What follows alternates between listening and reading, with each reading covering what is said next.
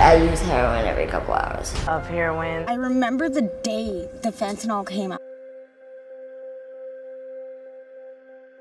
In Rhode Island, death by overdose caused by the use of illicit drugs and prescription medication has increased by nearly a third since 2011.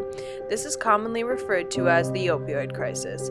Fentanyl has become one of the biggest threats in the opioid crisis. Well, thank you very much. This is very important to all of us gathered here as we take an important step to halt the flood of deadly drugs that are pouring into our country like never before. It's at a level that people haven't seen over the last few years. In a few moments, I'll sign the Interdict Act. This law directs the Department of Homeland Security to provide additional tools and resources to detect and intercept the supply of illicit fentanyl, which is our new big scourge. It's disgraceful what's happening. In 2016, nearly 20,000 Americans died as a result of using synthetic opioids such as fentanyl. After research on the 10th Amendment, we have come to the conclusion that all state governments should use their rights to have more individualism and control in dealing with the drug abuse within the state. Out of all the states, Rhode Island has the largest issue with the very addictive drug, heroin. Just this fall, close family friends of mine lost their son to the disease of addiction. Hi, my name is Rose, and I am going to talk about my son Jonathan. He was 26. He was a musician. He was a very, very sweet, caring, thoughtful, considerate young man. He went to rehab several times. I know for a fact what didn't go right in rehab was that his insurance company would only allow him to stay anywhere from 2 to 4 days the most before they told him he couldn't stay anymore. And there were times where he was begging to stay longer, and the insurance company said no. I hope that no young kids ever try it, because from what I understand, once you try it once, it has a power over you. What I think that our state needs to do is educate all of us on the use of Narcan and how to administer it.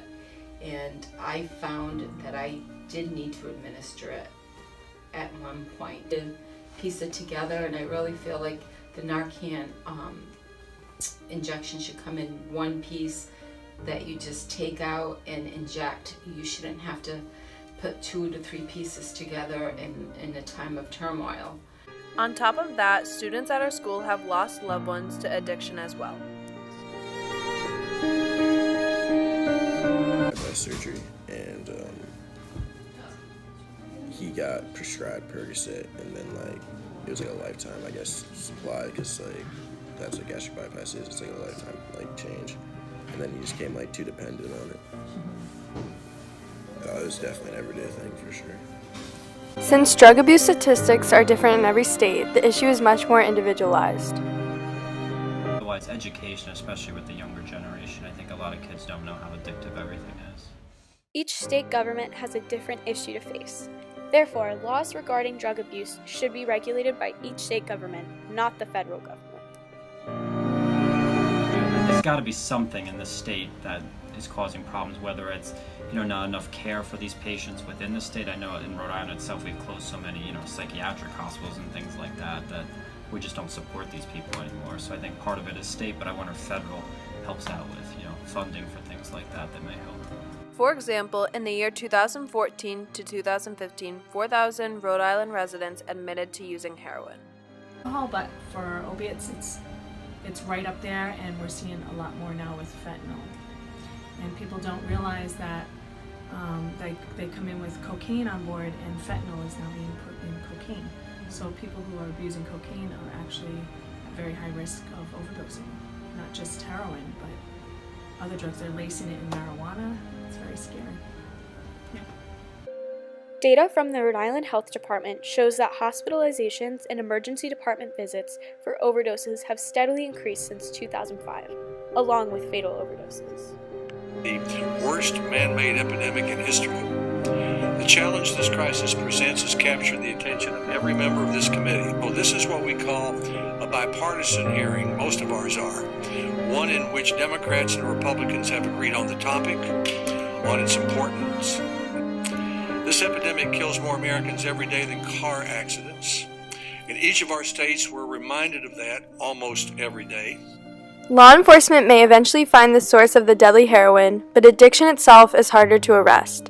Health Director Fine said, "The real problem isn't fentanyl. The real problem isn't heroin. It's that somebody is putting a needle in their arm and injecting something that wasn't prescribed."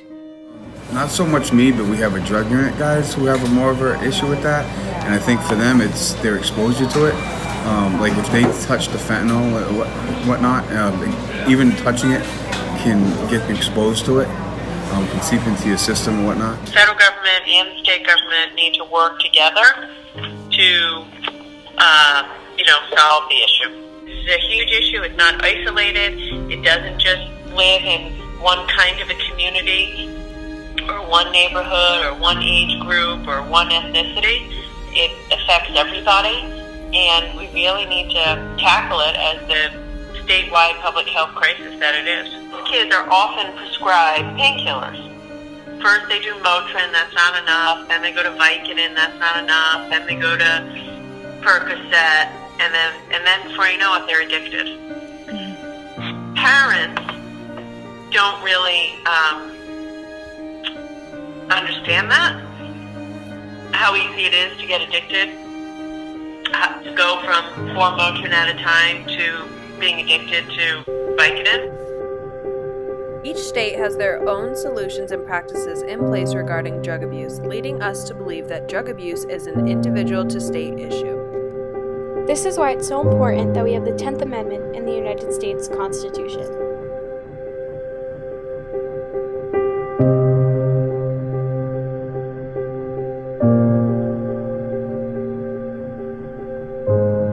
If you're already doing this much to save the world by the time you're in 10th grade, then I think you'll be running the world by the time you're my age.